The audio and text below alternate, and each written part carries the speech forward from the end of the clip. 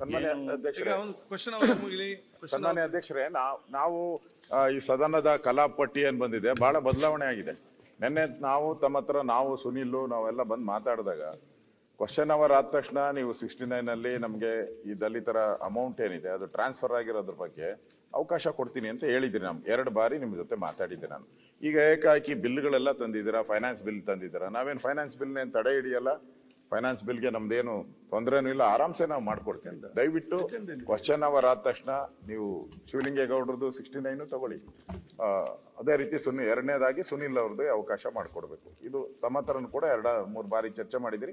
ನಾವು ಈ ಫೈನಾನ್ಸ್ ಬಿಲ್ಗೆ ಯಾವುದೇ ರೀತಿ ಸಮಸ್ಯೆನೂ ಆಗಲ್ಲ, ನಾವು ಮಾಡ್ಕೊಡ್ತೀವಿ, ಪಾಸ್ ಮಾಡ್ಕೊಡ್ತೀವಿ. ದಯವಿಟ್ಟು ನಿನ್ನೆ ತಾವು ನಮ್ಮ ಹತ್ರ ಮಾತಾಡೋ ರೀತಿ ದಯವಿಟ್ಟು ನಡಿಬೇಕು ಅಂತ ವಿನಂತಿ. ಈಗ ಮತ್ತೆ ತಾವು ಭಾರತ ಸಂವಿಧಾನದ 2 ಚಿತ್ರಗಳನ್ನ ಹಾಕಿದ್ದೀರಾ. ನಮಗೂ ಒಂಥರ ಪ್ರೇರಣೆ, ಯಾಕಂದ್ರೆ ನಾವು ಹೋರಾಟ ಮಾಡಕ್ಕೆ ಇಲ್ಲಿ ಬರ್ತೀವಿ, ಸರ್ಕಾರದ ವಿರುದ್ಧ ಅಧಿಕಾರ ಕೊಡಕ್ಕೆ. ಅದು ಕೂದಾಗ ಇನ್ನೊಂದ್ ಸ್ವಲ್ಪ ಶಕ್ತಿ ಬರ್ತೈತೆ. ಮತ್ತೆ ಅದಕ್ಕಿಂತ ಕಳೆ ಕಟ್ಟೋ ಕಡಿಮೆ ಆಗ್ಬೇಕಂತ ಇಲ್ಲ, ಜಾಸ್ತಿ ಆಗ್ಬೇಕು ಅಂತ ಹಾಕಿದ್ದೀರಾ. ಅದಕ್ಕಿಂತ ತಿರುವರ್ಣ ಧ್ವಜವನ್ನ ಅದ್ರ ಪಕ್ಕ ಹಾಕಿರುವಂತದ್ದು ಇನ್ನಷ್ಟು ಮೆರುಗನ್ನ ಕೊಟ್ಟಿದೆ.